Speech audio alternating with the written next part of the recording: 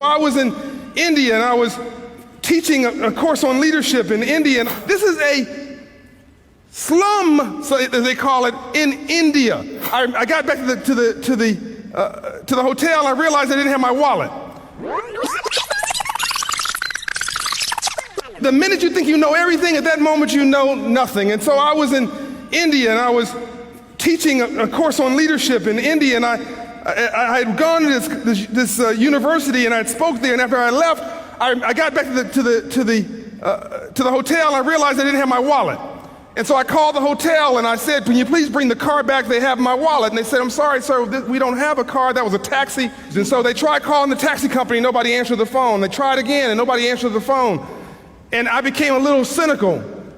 I went from hopeful to skeptical to cynical, and I started thinking the worst of people. And of course they said, "Well, my wallet is gone." By midnight, they called and said, "We're still trying. He's not answering the phone," the taxi cab driver. But at 2 in the morning, they called and said he answered his phone. His phone was off. He's coming back to your hotel with your wallet. So I get dressed and I run downstairs, and a man meets me, and the bellman translates in for me, and I get my wallet, and everything is in my wallet. Everything. My passport, my money, my credit cards, it's all there. And I reach into my wallet and there's $70 US. I asked the man through a translator, "What do you make a month?" He says, "About 2,500 rupees, which at that time was about $70 US. So I reach out and I say, "Let me give this $70 to you. This is my way of saying thank you." And the man says, "No." I said, "No, I don't think you understand. I have 1 month's salary for you. I want to say thank you. Here's $70. And the man says to the translator, "No." And I said, "There must be a translation problem here. I'm talking about paying you. I'm talking about giving you a month's worth of your salary." One more time, he said, and this time he became a little visibly angry. He said, "I told you no.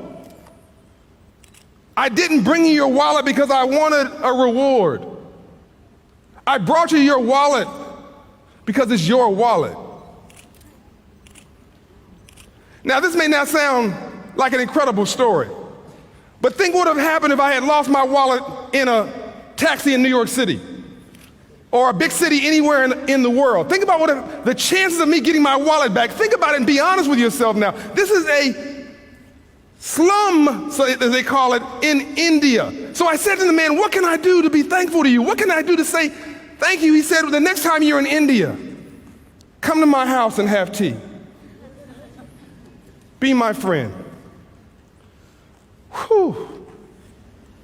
Sometimes when you give, you get.